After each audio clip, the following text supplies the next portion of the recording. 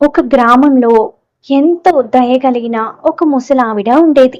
ఆమె ఒంటరిగా ఉన్నా సరే ఎన్నో కష్టాలను తన జీవితంలో చూసినా కూడా తను ఎప్పుడు నవ్వుతూ సంతోషంగా ఉండేది. ఆ ఊరి ప్రజలకు ఏదైనా సమస్య వచ్చినా, బాధ కలిగినా ఆమె దగ్గరకు వెళ్ళేవారు. ఒకరోజు శాంతి అనే యువతి ఆ ముసలావిడ దగ్గరకు కన్నీళ్లతో వెళ్ళింది. తన భర్త సిటీకి వెళ్ళిపోయి చాలా రోజులవుతుందని, ఇప్పటి వరకు ఒక్క రూపాయి కూడా పంపలేదని, తన బిడ్డలు ఆకలితో ఉన్నారని ఏడుస్తూ చెప్పింది. తన భర్త వాళ్ళను మర్చిపోయారేమోనని, ఏదో చెడు జరుగుతుందేమోనని చాలా భయపడిపోయింది. అప్పుడు ఆ ముసలావిడ చిరునవ్వుతో ఆమెను దగ్గరకు తీసుకుని, పిచ్చిదాన, మనం చెడు ఆలోచనలు చేస్తే మన భయం విపరీతంగా పెరిగిపోతుంది. అదే సానుకూలంగా ఆలోచిస్తే మనసు ప్రశాంతంగా ఉంటుంది. ఏ సమస్యనైనా ఎదుర్కొనే మంచి ధైర్యం వస్తుంది. ఆమె శాంతకు ఒక కథ చెప్పింది. పూర్వం ఒక పేదవాడు తన దగ్గర ఏమీ లేదని ఏడుస్తూ ఒక నది ఒడ్డున కూర్చొని ఉండగా, అతని వద్దకు ఒక వృద్ధురాలు వచ్చి అతన్ని ఇట్లా అడిగింది. ఏమైంది నాయనా, అంత దిగాలుగా ఉన్నావు అని అడిగింది.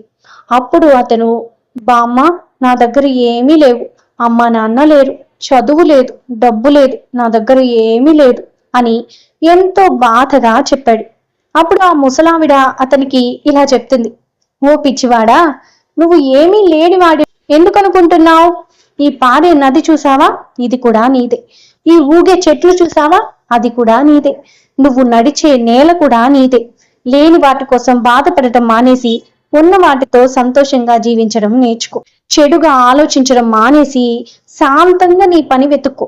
అప్పుడు నీ మనసే నీకు సరైన దారి చూపిస్తుంది. ఆ మాటలు విన్న ఆ పేదవాడు ఎంతో శాంతంగా తన వ్యక్తిత్వాన్ని మార్చుకొని జీవితంలో కొత్త ఆశలు చిగురించి సంతోషంగా ఉన్నాడు. ఆ మాటలు విని శాంత కూడా ఈ బాధలన్నీ వదిలేసి ప్రతిరోజు సంతోషంగా ఉండాలని నిర్ణయించుకుంది. ప్రతిరోజు ఉదయాన్నే లేచి ఈ రోజంతా నాకు బాగానే ఉంటుందని అనుకుని పని మొదలు పెడుతుంది. ఆమె ఆలోచిస్తున్న విధంగానే తన భర్త దగ్గర నుండి కొన్ని వారాల తర్వాత ఒక ఉత్తరము, డబ్బులు అందాయి. తనకు ఒక మంచి ఉద్యోగం దొరికిందని తెలిసి ఆమె ఎంతగానో సంతోషించింది. సమస్యలు ఎదురైనప్పుడు సానుకూలంగా శాంతంగా ఉంటే కష్టాన్ని పరిష్కరించుకోవచ్చు. ఈ స్టోరీ కనుక మీకు నచ్చినట్లయితే ఇప్పుడే లైక్ చేయండి, షేర్ చేయండి. అలాగే ఎవరైతే మన ఛానల్ కొత్తగా చూస్తున్నారో ప్లీజ్ సబ్స్క్రైబ్ చేసుకోండి.